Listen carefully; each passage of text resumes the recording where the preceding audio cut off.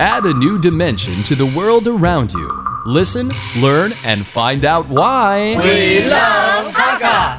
多学一种语言，多开一扇视野。现在就让我们一起加入客家风情，大家来讲客家吧。Hello everyone, it's time for our Hakka lesson here on ICRT. Hello， 你好，大家好，我是 Alice Pom。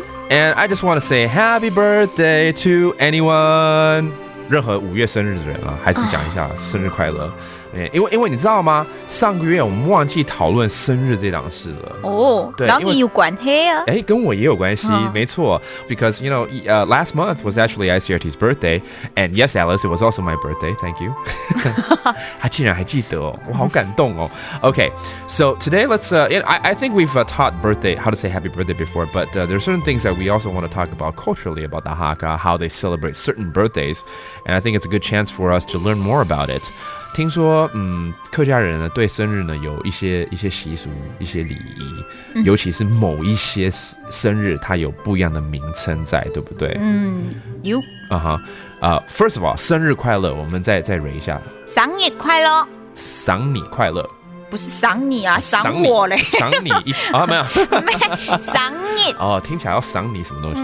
赏你快乐。OK， 赏你快乐。OK，that's happy birthday。So here's the deal with Hakka. Before you're 60 years old, it's all just a regular birthday, okay? 只是普通生日而已。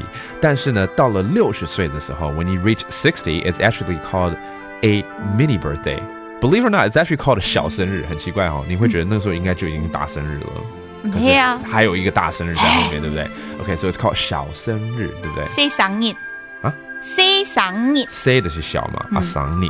谁生日？谁赏你 Okay, that's 小生日。That's the little birthday when you're 60. Then 20 years later, when you're 80 years old, now that's the big birthday. 那个就叫大生日。做台生日。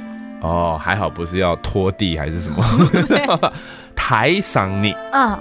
台生日的时间啦，我是嘛个？我是猪脚，是面线。猪脚，什么脚？猪脚，你还猪脚？我是猪脚，对不对？我现在想到了猪脚。Okay, so when you're 80 years old, you actually have some pig's knuckle. That's enjoyed when you're 80. That's pretty nice. Okay, again, when you're 60, it's a small birthday, and when you're 80, it's a big birthday. Well, that does it for our happy birthday edition of our Hakka lesson here on ICRT. 生日快乐，什么大家？生日快乐，俺子说张来了。客家风情由行政院客家委员会独家赞助。